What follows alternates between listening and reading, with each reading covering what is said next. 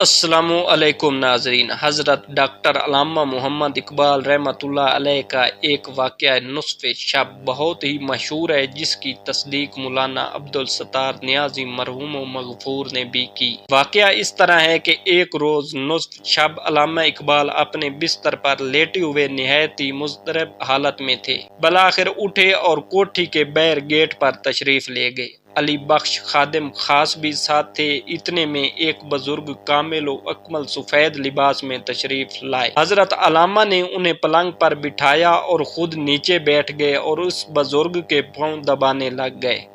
پھر ان سے حضرت علامہ نے دریافت کیا کہ آپ کی خدمت میں کیا پیش کروں؟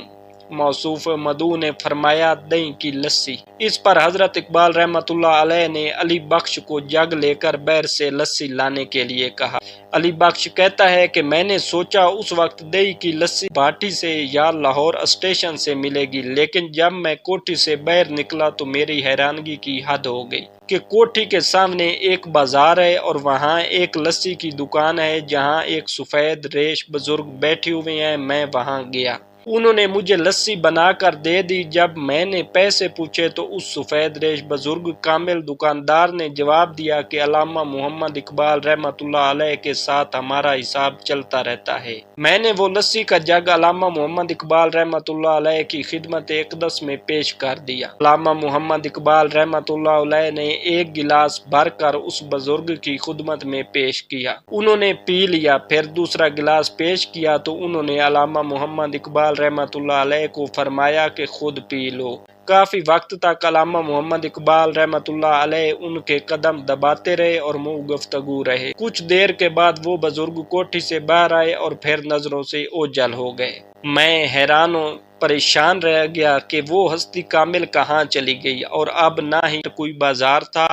میں نے اس کے بارے میں حضرت علامہ محمد اقبال رحمۃ اللہ علیہ سے استفسار کیا تو انہوں نے فرمایا، علی بخش جو بزرگ کوٹھی کے اندر تشریف فرما تھے۔ دوستوں، اس سے آگے بڑھنے سے پہلے آپ سے گزارش ہے کہ اگر آپ چینل پر نئے ہیں تو چینل کو سبسکرائب کر لیں اور ساتھ میں لگے بیل کے آئیکن کو پریس کر کے آل پر سلیکٹ کر لیں تاکہ میرے آنے والی ہر نئی ویڈیو آپ تک بآسانی پہنچتی رہے۔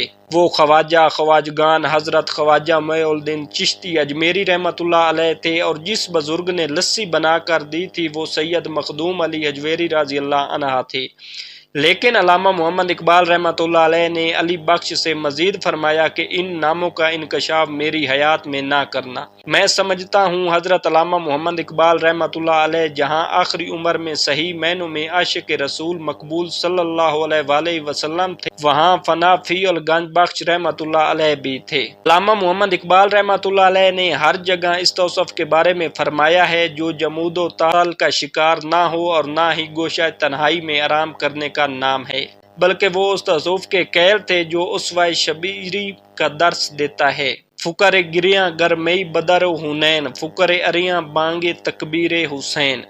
آج ہم محبت اقبال دعویٰ کرتے ہیں، فکر اقبال سے رونمائی بھی حاصل کرتے ہیں، سرکاری طور پر یوم اقبال رحمۃ اللہ علیہ بھی مناتے ہیں، لیکن ستم ظرفی اس حد تک ہے کہ ہنوز فکر اقبال ہمارا وظیفہ نہیں۔ اب بھی وقت ہے کہ ہم اس فکر کو اپنائیں، بلکہ عرض جاں بنائیں، جو ہمیں نہ صرف غیور و صبور بنا دے بلکہ یہ ہمارا اٹھنا بیٹھنا اڑنا بچھونا چلنا پھرنا جاگنا اور سونا ہو۔ ابھی وقت ہے، کچھ باقی سنبھل جا، چھوڑ کر جاموں سبو ساکی سنبھل جا، کر کے ترک سرود رنگ ساتھی سنبھل جا، کرنا ہے تجھے سفر کافی سنبھل جا۔ اس سے قبل یہ حقیقت ہی حقیقت تھی جس کا کوئی نام نہ تھا، یعنی عہد صحابہ کرام رضوان اللہ علیہم اجمعین اور سلف صالحین میں توصوف نام کا نہ تھا۔ اس کا معنی مفہوم ہر شخص میں پایا جاتا تھا۔ اس دور میں نام موجود ہے مگر معنی انکا ہے۔ اس وقت افعال و اعمال انتہائی پسندیدہ تھے مگر کسی قسم کا دعویٰ یا نام موجود نہ تھا۔ اس زمانے میں دعویٰ اور نام کی بڑی شہرت ہے مگر اعمال و افعال کا کچھ علم نہیں۔ عارف کے لیے عالم ہونا ضروری ہے لیکن ہر عالم عارف نہیں ہو سکتا۔ یہی تصوف عین اسلام بلکہ حقیقت اسلام ہے۔ حضرت علامہ محمد اقبال رحمۃ اللہ علیہ کی زبان مبارک کا ایک ایک لفظ گنجینہ حکمت و معرفت ہے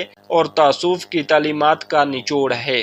دوستوں امید کرتا ہوں کہ آپ کو آج کی ویڈیو پسند آئی ہوگی۔ اگر ویڈیو اچھی لگے تو ویڈیو کو لائک اور چینل کو سبسکرائب کرنا نہ بھولیے گا۔ ملتے ہیں کسی اور ویڈیو میں، دعاؤں میں یاد رکھیے گا۔ تب تک کے لیے اللہ حافظ۔